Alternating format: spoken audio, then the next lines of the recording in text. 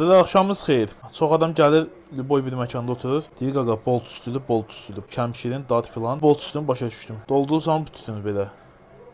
Çoxlu. Bunu qəşəng belə bassan canım saatsin. Çəngəllə basma olmur, dağılır, buzur. Açsam bunun qapağını.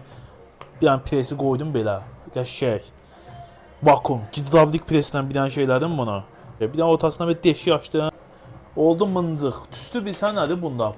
Paravoz. Digər ki sən bu qəlyandan dad ala bilməzsən dədə. Qəlyanın yığılışı. Bax atdım bu tütünü. Sən bu tütünü üstdən heç vaxt basıb düzəldənməzsən. Sən bu tütünü oyza-buyza elə düzəltməlisən. Elə belə bu çəngəlin ucu və bu iynənin ucu elə belə prosta tütünə toxunmalıdır. Basmalı deyil tütün heç vaxt aşağı.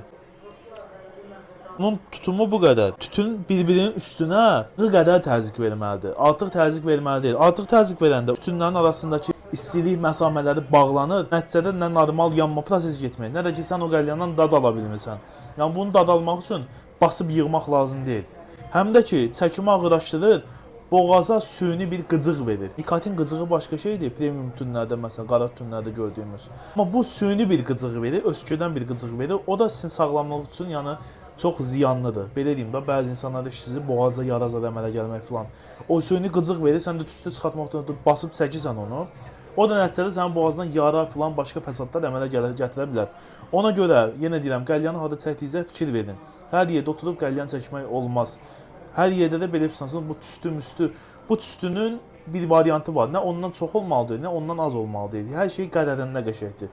Elə qəlyan yığmaq lazımdır ki, ondan həm müştəri dad ala bilsin, həm tüstü ala bilsin, həm də ki ən əsası elədiyi istirahətdən zövq ala bilsin.